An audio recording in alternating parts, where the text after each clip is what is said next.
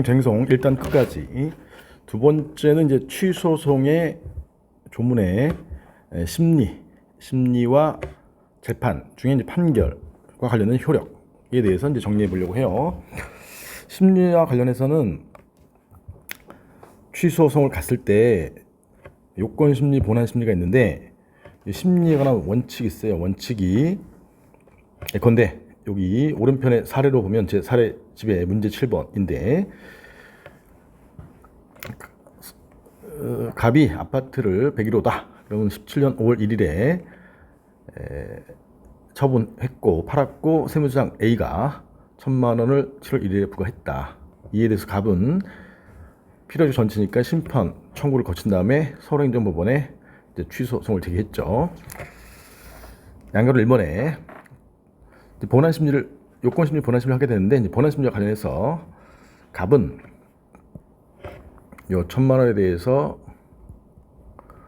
법원에 심판 거친 다음에 취소송을 갔을 때 이제 본안심리와 관련해서 원고 갑은 요 1,000만 원 과세 처분이 위법하다 이렇게 주장하는 것이고, 반면에 이제 피고 행정청장 세무서장 A는 1,000만 원 과세 처분이 적법하다 이렇게 주장한 거를 이제 법원이 판단하는 것인데, 그럴 때 과세 처분이 법에 위반한다. 관련되는 법이 소득세법이에요. 그러면 양가로 1번에 갑은 소득세법에 이제 비과세 요건이 있어. 비과세 요건이 1세대 1주택자 그다음에 2년 이상 보유해야 돼요. 여기 1세대 1주택자이므로 비과세 대상자여서 동처분이 위법하다고 주장하고 입증, 이런 요건에 해당하는 사실을 증거로서 이제 입증해야 되는 거죠. 증거는 이제 물적, 인적 증거가 있는 것이죠. 그래서 법원이 이 사실이 존재하는지 부존재하는지 확정하는 것이에요. 그럴 때 이 심리를 할 때 심리 원칙이 민서법을 준용하기 때문에 공, 구, 쌍, 처, 변, 이 심리 원칙이에요. 일단 일반인에게 공정하게 공개 심리해야 되고, 그 다음에 갑이나 A가 직접 나와서 진술에 대한 구술 심리해야 되고, 직접 심리라고 하고, 그 다음에 갑과 A의 절차적 기본권이 동등하게 보장돼야 되고, 그 다음에 처분권주의, 본안 심리의 대상을 원고가 서로서 구한 소송물에 국한해야 되고, 이제 변론주의와 관련해서 변론주의는 이 1세대 1주택자 2년 이상 보유했다는 사실 예컨대 2년 이상 보유했다는 사실을 갑이 주장해야 되고요. 주장했을 때 갑이 증거를 신청해서 입증을 해야 돼. 반면에 A는 2년 이상 보유하지 않았다. 예컨대 1년밖에 안 살았다. 96년 2월 1일에 취득해서 97년 2월 1일에 팔았다. 라는 사실을 역시 주장하고 증거로서 입증해야 돼요. 그러니까 2년 이상 보유했다, 3년 살았다, 갑은 주장하는 것이고, 2년 이상 보유했다는 사실의 존재를 주장하는 것이고, 그 다음에 피고 행정청은 1년밖에 안 살았다, 2년 미만 산 거니까 부존재를 주장하는 것이고, 이거를 증거에서 존재하는지 부존재하는지 확정하는 게 사실심이에요. 1심, 2심. 그럴 때 법원은 갑이 주장하지 않은 요 나머지 비과세 요건 사실 2년이죠. 2년이라는 요건 사실을 주장하지 않았는데도 인정한 후 인용 판결을 할 수 있는가? 여기와 관련된 쟁점이 변론주의. 그 다음에 양가로 이번에 갑이 비과세 요건 사실을 주장했는데 이제 증거 대서 입증을 해야 되는데 증거가 불충분해. 그래서 증거 불충분으로 존재하는지 부존재하는지 확정시켜야 인용이든 기각이든 하는데, 존재하는 걸로 확정되면 과세 처분이 위법함으로 인용 판결, A의 주장처럼 부존재한 것으로 확정되면 과세 처분이 적법함으로 기각 판결에서 문제를 끝낼 수가 있는데, 미확정일 경우에, 즉 진위 불명일 경우에 누가 증명 입증 책임을 지느냐, 이게 이제 입증 책임이라는 쟁점이에요. 그때 이제 누가 지느냐, 분배 기준, 그런 걸 배우시게 돼요. 그래서 특히 이제 본안 심리와 관련해서 이 변론주의와 관련된 조문이 26조에 있다면 26조 직권심리. 26조의 내용은 변론주의 하고는 반대된 것이 이제 직권탐지주의인데, 변론주의는 이런 사실과 소송자료, 사실과 증거를 원고나 피고가, 즉 당사자가 주장하거나 신청해야 돼. 즉 당사자가 모아와야 한다는 것이 변론주의. 반면에 이제 직권탐지주의는 당사자에 대응하는 개념, 소송의 주체라고 하죠. 주체가 이제 법원이죠. 법원이 모아와야 한다는 것이, 직권으로 모아야 한다는 것이 직권탐지주의인데, 지금 여기 법원이 모아야 한다라는 직탐주의 내용이 있어요. 그래서 처음 보시는 분들은 또 모르니까 다시 한번 기억을 살려보시면, 변론주의 의의는 재판의 기초가 되는 자료, 사실과 증거인데, 얘를 당사자가 모아야 한다는 원칙이다. 당사자. 그 다음에 이에 대응하는 개념이 직권탐지주의인데, 이 재판절의 모집 권리가 책임이 이제 법원이 모아야 한다는 원칙을 말한다. 당사자의 다툼을 법원이 해결해 주는 건데, 이게 소송의 주체인데, 당사자가 모으면 변론주의, 법원이 모으면 직권으로 모으면 직권탐지주의. 그래서 이제 변론주의 내용이, 법원은 갑이 2년 이상 보유했다라는 사실을 주장해야만 판단하는데, 당사자가 2년 보유했다는 사실을 주장하지 않으면 직권으로 판단할 수 없다. 이걸 이제 요건 사실의 주장 책임이라고 해요. 동그라미 이번에 자백이 쓰는 거 넘어가고, 3번에 이제 사실 주장했으면 증거를 원칙적으로 신청했을 때만 채택해서 조사한다. 이게 이제 당사자가 모으는 것이죠. 거꾸로 말하면 법원은 원칙적으로 당사자 신청이 없을 때 직권으로 채택해서 조사할 수 없다. 직권 증거 조사의 금지죠. 그래서 주차증이에요. 주차증. 이게 이제 변론주의 내용인데, 거꾸로 말하면 법원은 당사자가 주장하지 않은 사실도 직권으로 판단할 수 있다. 이러면 직권탐지주의. 그 다음에 증거 신청이 없더라도 직권으로 채택 조사할 수 있다. 이러면 직권탐지주의. 이런 내용이 26조에 있단 말이야. 26조를 보면, 법원은 필요하다고 인정할 때에는 직권으로 증거를 채택해서 조사할 수 있고, 여기 동그라미 3에 대한 직권탐지주의 내용이죠. 그 다음에 당사자가 주장하지 않은 2년 보유 사실에 대해서 직권으로 판단할 수 있다. 동그라미 1에 대한 직탐주의 내용이잖아요. 그래서 26조의 의미가 무엇이냐 견해가 대립하고, 그에 대해서 여기 통설 판례는 원칙은 당사자가 모아와야 되는데, 예외적으로 필요하다고 인정할 때, 즉 보충적으로, 예외적으로 이런 뜻이죠. 보충적으로 필요하다고 인정할 때에는 법원이 직권으로 모아올 수 있다라는 것을 보충적 직탐주의라고 하는 거죠. 잠깐만요. 다음에 이렇게 해서 이제 심리가 끝나면 요 사실의 존부가 이제 확정되는 거죠. 사실의 존부가 이제 확정이 되면, 그럼 이제 여기 1세대 1주택 2년 이상 보유 증거가 충분해서 존재가 확정되면 비과세 대상인데, 과세처분이 위법하다고 이제 법원이 판결을 할 수가 있으니까, 이 사실심의 사실의 존재 또는 부존재를 확정했으면 이제 변론을 끝낸다. 그걸 변론 종결시라고 하고, 변론을 종결한다는 말은 이게 판결할 준비가 되어 있다. 변론 종결시나 판결시나 같은 말이에요. 그래서 이제 이런 심리가 끝나면 판결을 하게 된다. 판결보다 큰 개념이 법원의 대답이 재판인데, 재판 중에 주된 형태가 판결. 집행정지 이런 것들은 작은 재판이니까 결정, 이렇게 표현하죠. 그래서 이제 판결할 때 제5절에 법조문의 제5절에 재판 중에 이제 판결을 할 때, 민사소송과 다른 점이 27조에 재량행위의 경우에는 일정한 경우에만 위법해요. 예컨대 갑이 아파트 건축 허가 신청한 게 아니라 숙박시설, 모텔, 철근 4개 갖추어서 허가 신청했으면, 이 허가는 할 수 있다는 재량이니까, 만약에 허가 거부되면 이제 갑이 불복을 하는 것이죠. 그럴 때 갑이 거부 취소송 갔을 때, 이 허가가 재량이면 거부도 재량이에요. 재량이는 언제만 위법하냐면, 재량권의 한계를 넘거나 일탈, 재량권의 남용이 있거나, 또는 저 가로 안에 제가 써놓은 건데, 혜택, 재량권 행사 혜택가 있는 때에는 그때에만 위법하니까 이 거부 처분은 위법함으로 법원은 이를 인용, 취소하는 판결을 할 수 있다. 이런 특칙을 넣는 거죠. 민소법에는 이런 내용이 없는 거니까.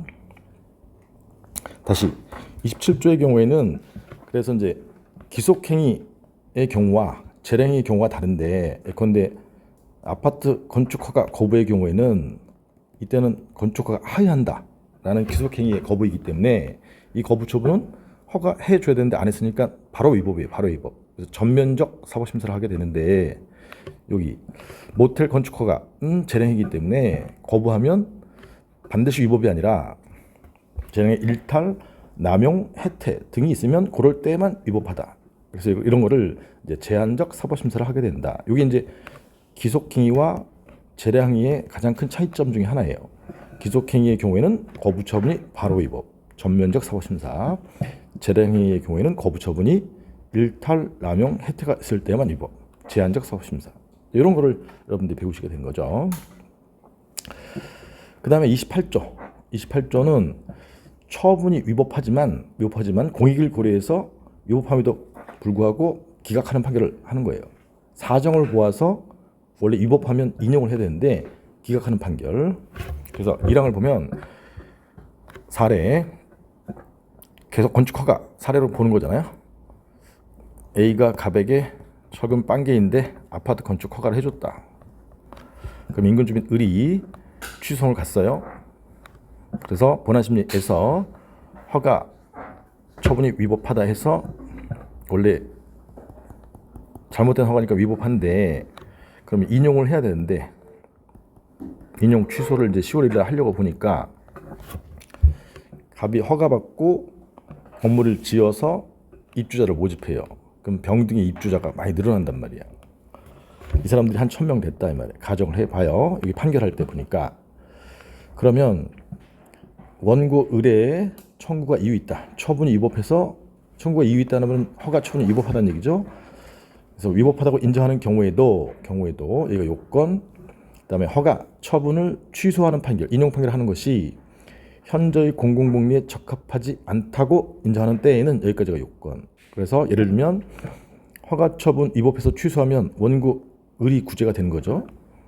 근데 그 구제되는 원고 의리 사익보다 요 입주 예정자 병등이 0명일 때, 100명일 때, 1000명일 때 이렇게 공익이 점점 커지잖아요. 그럼 1000명이면 이 입주 예정자 병등이 1000명이 다 이 건물에 들어가 살 수가 없단 말이야. 그럴 경우에 병등의 공익이 더 클 때, 즉 인용 판결로 보호되는 원고의 사익과 그로 인해서 침해되는 병등의 공익을 이익 형량해서 이익 형량 경우가 이 공익이 클 때, 그럴 때에는 위법하지만 원고의 청구를 기각하는 판결을 할 수 있다.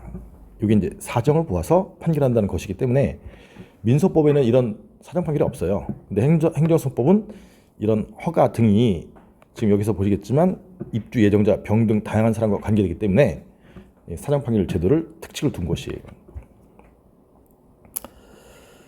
그래서 시험에 잘 나오는 것이고, 다음에 29조 30조가 있는데 29조 30조는 판결의 효력이라는 거예요. 여기 허가 처분이 위법해서 이런 공익이 작기 때문에, 그래서 입주 예정자가 없어서 0명이어서 이제 취소 판결을 했어요. 인용 판결, 취소 판결. 그래서 취소 판결을 한 다음에 14일이 지나면 이제 판결이 확정되거든요. 판결이 확정된다는 말은 취소 판결이 이제 10월 1일 날 나왔는데 14일이 지나면 이 14일 동안에 여기 소송에서 진 사람, 패소자가 2심에 불복하는 거, 3심에 불복하는 거 상소라고 하는데, 만약에 인용이 나왔으면 피고 A가 진 거죠. 원고가 이긴 것이고, 이게 14일 내에 피고가 상소, 2심은 항소, 3심에 가는 건 상고라고 하는데, 이게 둘 다 합쳐서 상소인데 이 상소 기간이 14일이에요. 14일이 지나면 더 이상 상소로 다툴 수 없는 상태를 판결이 확정됐다고 그래요. 그럼 판결이 확정되면, 통상 판결이 확정되면 판결의 효력이 있어요. 그게 뭐냐? 29조 허가 처분을 취소하는 확정 판결. 이 확정 판결의 의미 아시겠죠? 확정 판결은 원고는 을이고 피고는 A인데 제3자가 건축주예요. 건축주. 건축 갑에 대해서도 효력이 있다. 어떻게 되는 거냐? 인용 판결이 확정되면 10월 14일 확정됐죠? 그럼 이제 과거로 돌아가요. 과거가 요 허가 처분이 나온 날짜가 2월 1일이죠. 2월 1일 처분시로 돌아가서 이게 소급표라고 그래요. 소급표. 그 다음에 있었던 처분이 없어져요. 이 법률관계 발생, 변경, 소멸 중에 이제 소멸 있죠. 소멸. 이런 걸 협의의 형성력이라고 그래요. 그 다음에 원고 을과 피고 A가 아닌 당사자가 아닌 제3자 건축주 갑에 대해서 효력을 미친다. 그럼 갑에서 어떻게 효력을 미치냐? 허가가 없어졌기 때문에 갑은 이제 건축을 할 수가 없는 거죠. 그래서 갑에게 침입적으로 영향을 미치는 거죠. 이런 거를 제3자효라고 하고 요 세 가지가 이제 넓은 의미의 형성력인데 조문에서는 요 제3자효만 두고 있죠. 그렇다 하더라도 1번, 2번 소급표나 협의 형성력은 당연히 인정되는 것이에요. 29조가 이제 형성력 중 제3자효에 관한 얘기다. 제3자효. 그 다음에 이제 30조가 취소 판결, 인용 판결의 기속력이라는 거죠. 기속력. 29조가 형성력 중 제3자효, 인용 판결의 효력, 그 다음에 기속력. 이제 기속력은 일항은 기속력의 내용이 반원체 등이 있는데 허가 처분을 취소하는 확정 판결은 여기까지가 요건, 효과. 그 사건에 관하여 당사자인 행정청은 강남구청장, 피고죠, 피고. 그 밖에 관계행정청, 강남구청장뿐만 아니라 뭐 서울시장 이런 관계행정청까지 다 기속한다. 어떻게 기속하느냐? 이제 생략된 게 반복을 하지 않도록, 반복을 금지하도록 기속한다. 그래서 1항은 기속력 중 반복 금지 효력이라는 것이고, 그다음에 2항 3항은 다시 처분해야 한다. 다시 처분해야 한다. 이걸 이제 재처분 의무라고 해요. 재처분 의무. 근데 얘는 지금 이 허가가 취소되면 침입적 처분이 취소되는 거잖아요. 그래서 반복 금지 효력은 침입적 처분이 취소되는 경우이고, 2항은 판결에 의해서 취소되는 처분이 당사자의 신청을 거부. 이 거부가 포인트야. 거부. 즉 건축주 갑이 아파트 철근 4개 갖추어서 허가 신청했는데 거부됐다. 그러면 거부 취소 가서 본안심리에서 허가 해줘야 되는데 안 해줘갖고 기속행위니까 거부처분 위법해서 취소 판결이 확정됐다. 그러면 확정되면 거부를 취소하는 판결이 확정된 경우에는 그러니까 요건, 효과, 그 처분을 한 행정청, 즉 거부 처분을 한 행정청 강남구청장은 그 판결의 취지가 이제 판결서가 주문과 이유가 있는데 주문, 거부 처분 위법해서 취소한다. 이유, 갑이 주장한 위법 사유를 이제 받아들인 거예요. 그러면 갑이 주장한 위법 사유, 건축 허가는 허가해 줘야 된다는 기속행위, 즉 강남구청장에게 허가 발령 의무가 있는데 그걸 안 해서 위법하다. 그런 내용이 이제 이유죠, 이유. 그러면 지금 허가 발령 의무가 있는데 안 했으니까 그러면 다시 이전에 갑이 허가 신청했었으니까 이전에 신청에 대한 다시 처분해야 한다. 이렇게 재처분 의무. 재처분 의무는 여기 이러한 기속행위의 경우에는 허가 발령 의무가 있는 거니까 이제 기속행위의 경우에는 허가 발령 의무가 되는 거죠. 그래서 기속력의 내용이 반원체가 있는데 원상회복 의무는 조문에 없어요. 원상회복 의무는 침입적 처분이 아니라 침입적 처분 중 돈 부과했는데 납부한 경우에 원상회복 의무가 나오는 거예요. 그럼 구체적인 내용은 나중에 배우시고 기속력이 반복 금지 의무는 1항, 그다음에 원상회복 의무는 조문에 없지만 긍정설, 다설. 그다음에 2항, 3항은 재처분 의무인데 3항 나중에 배우시면 되고 2항 거부 처분을 취소했을 때 재처분 의무. 기속행위의 경우에는 허가 발령할 의무가 있으니까 이 허가 발령할 의무, 갑에게 특정한 허가를 발령할 의무. 그래서 특정 처분 의무라고 해요. 특정 처분 의무. 만약에 아파트가 아니라 모텔, 숙박시설 건축 허가 거부일 경우에는 재량행위죠. 그럴 때는 아까 봤지만 이 27조에 따르면 27조에 따르면 일탈남용 혜택가 있을 때는 위법하잖아요. 그래서 얘가 재량이라면 그 일탈납용 혜택 위법 사유를 시정해서 기속행위도 마찬가지고 시정해서 적법하게 재량권을 행사할 의무다. 이제 이렇게 되는 거예요. 그래서 반드시 허가 발령할 의무는 아니고 위법 사유를 시정해서 적법하게 재량권을 행사할 의무다. 이제 이런 거 기속력 이런 걸 배우시게 되고 이제 기속력을 배우시게 되면 취소 판결이 확정됐을 때 A가 다시 새로운 처분을 한단 말이야. 허가가 취소되면 반복 금지 의무가 있는데 동일한 처분을 반복하지 않을 의무가 있는데 A가 빵 1년 2월 1일 날에 다시 동일한 허가를 한다. 그럼 반복 금지 의무에 위반하면 무효가 돼요. 무효. 이렇게 해서 요 인용 판결이 나왔는데 열심히 노력해서 인용 판결이 나왔는데 이런 기속력 등을 만들어 놔서 A가 다시 반복을 하게 되면 무효로 만들어서 요 인용 판결의 실효성을 확보하고자 만든 제도가 기속력이에요. 이런 게 없으면 A는 다시 또 허가를 해준단 말이에요. 또 건축 허가 거부의 경우에는 거부가 취소되면 이 항에 따라서 허가 발령 의무, 재처분 의무가 있어서 강남구청장이 다시 거부하게 되면 기속력에 위반해서 무효로 만들어서 이 재처분을 하게 하는 것이죠. 즉 인용 판결의 실효성을 확보하는 것이죠. 이게 기속력의 취지예요. 그럼 이제 형성력은 아까 취지가 뭐냐? 이거는 원래 소송의 판결의 효력은 원고와 피고 사이에서만 미치는 건데 을과 A 사이에서만. 근데 이 허가는 지금 보시듯이 다양한 사람, 갑도 관계자고 그다음에 병도 관계자고 이런 다양한 이해관계가 있기 때문에 이런 이해관계인에 대해서 똑같이 허가가 위법하다, 이렇게 효력을 미쳐야 된다라는 관점에서 그걸 다른 말로 행정법 관계의 획일적 규율이라고 해요. 획일적 규율. 어렵죠? 똑같이 위법하다고 취급해야 된다. 그런 취지에서 인정되는 게 형성력, 행정법 관계 획일적 규율의 취지에서, 기속력은 인용 판결의 실효성 확보 취지에서 인정되는 거죠. 그래서 이제 제도를 논할 때 통상 의의는 이제 이런 요건들을 배우시게 되면 저절로 쓸 수 있게 되고, 그 다음에 취지는 자꾸 생각을 하시면서 암기하셔야 돼. 하나 더 보고 기본세 교재 해당 부분을 볼게요. 34조 거부처분 취소 판결이 나오면 간접강제라고 했는데 이게 집행력이 큰 개념이고 그 중에 하나가 간접강제예요. 아까 그 사례 아파트 짓겠다. 갑이 허가 신청했는데 거부 나왔다. 그럼 본안심리에서 거부처분이 위법해서 취소 판결이 확정됐다. 그냥 10월 1일 확정됐다고 하면 그러면 30조 2항에 따라서 재처분 의무가 있는데 그게 허가 발령할 의무가 되는 거죠. 왜냐하면 허가 발령할 의무가 있는데 안 해서 위법한 것이니까. 그럼 허가 발령할 의무가 강남구청장에게 있는데 기속하는데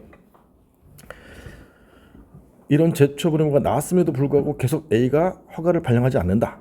그러면 3조 2항의 기속력 재처분 의무 둬봐야 의미가 없어요. 그래서 재처분 의무가 무의미하게 된 것을 방지하기 위해서 이제 34조에 간접강제 집행력을 두고 있는데 내용을 보면 그래서 내용은 이제 거부처분 취소 판결이 확정돼야 돼. 그러면 재처분 의무가 있잖아. 재처분 의무. 그럴 때 1항 그러면 행정청 강남구청장이 30조 2항 규정에 의한 재처분이죠. 재처분 즉 허가 발령을 하지 않은 때에는 요건 절차 제1심 수소법원이 관할 법원이고 당사자의 신청의 아니라 신청에 의해서만 가능해요. 절차.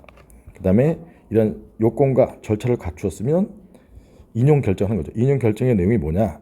상당 기간을 정하고 행정청 강남구청장에게 그 기간 내에 이행하라고 명령을 해요.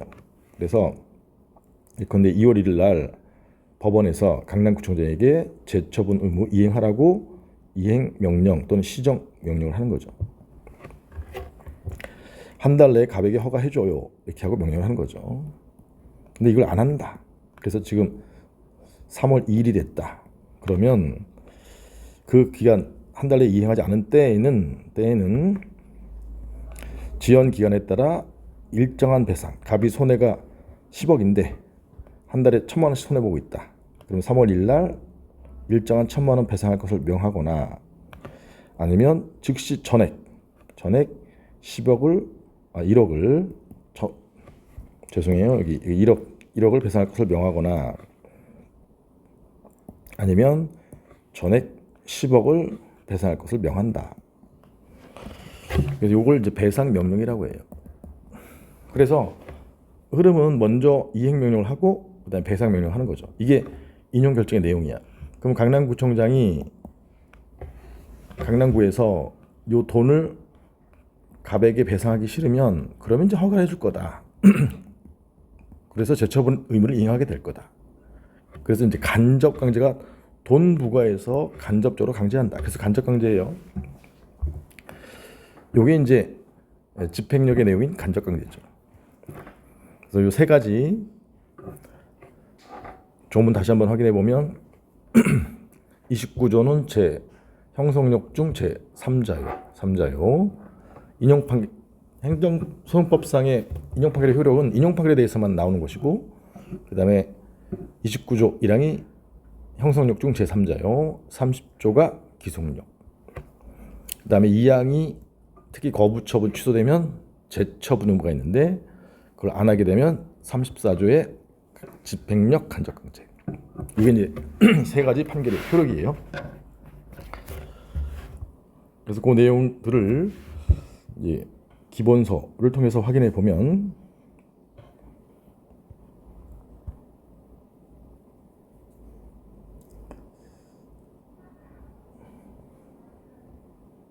지금까지 본 거 심리와 판결이죠. 심리와 판결. 이 심리를 할 때 민소법을 준용해서 여기 100페이지의 기본서에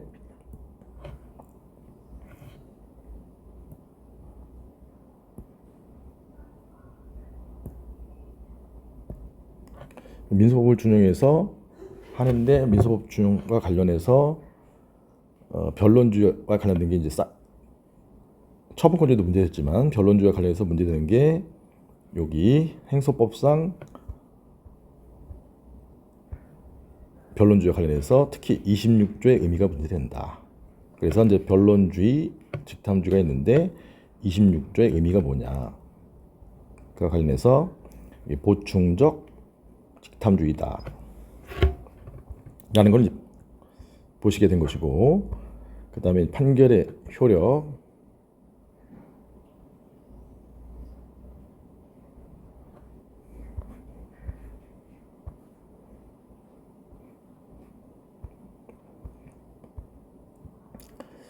사정판결 아까 보셨죠? 사정판결 28조죠. 28조 위법하지만, 즉 이유 있어서 위법하지만 공익이 크면 기각하는 판결을 둔 것이고, 공익을 고려해서. 그 다음에 요 17번의 취소 판결이 확정되면 효력, 로마자 1번이 형성력 아까 29조 1항, 기속력 30조, 그 다음에 집행력 간접강제 34조. 이렇게 자꾸 조문을 외우셔야 돼요. 형성력은 소급표, 과거로 돌아간다. 처분 당시로 처분 당시 소급해서 법률관계 발생, 변경, 소멸. 그중에 이제 허가 전부 위법이면 허가 전부를 없애는 게 소멸이죠. 1,000만 원 중에 400이 위법이면 400을 취소하면 600으로 변경되는 거죠. 이런 게 형성력. 이건 조문에 없지만 당연히 인정되고 제 3자 효가 29조 1항에 있는 거다. 취지가 뭐냐? 행정법 관계를 획일적으로 규율하기 위한 것이다. 왜? 이런 허가 등의 행정작용은 다수의 이해관계에게 영향을 미치기 때문에. 그 다음 이제 기속력이 30조에 있는 것이고, 30조 인용판결의 취지에 따라 일정한 의무를 발생시킨 것이다. 행정청 및 관계 행정청에게. 취지는 뭐냐? 인용판결이 무의미하게 된 것을 방지하기 위해서, 즉 인용판결의 실효성을 확보하기 위해서. 왜냐하면 취소 판결 후에 다시 허가를 해주면 다시 동일한 처분을 하게 되면 인용판결이 무의미하게 되니까 실효성을 확보하기 위해서. 내용은 반원죄가 있다. 반복금지 의무는 1항이고 원상회복 의무는 조문에 없지만 긍정설이 통설이고, 재처분 의무 반가로 2번에 거부처분 일 경우에는 30조 2항에 있더라. 그래서 허가 발령 의무가 있는데 이걸 안 하게 되면 간접강제가 있더라. 간접강제 34조의 간접강제. 그래서 간접강제의 취지는 뭐냐? 재처분 의무, 거부 처분 취소가 나오면 재처분 의무가 있는데 그 실효성 확보하기 위해서 둔 것이다. 간접강제. 그래서 먼저 이행명령을 하고 안 하면 배상명령을 한다. 이런 흐름. 아시겠죠? 요게 이제 심리와 판결 등에서 배우게 될 주요 조문을 살펴봤습니다. 다음에 3강으로 만나 뵙도록 하겠습니다. 안녕!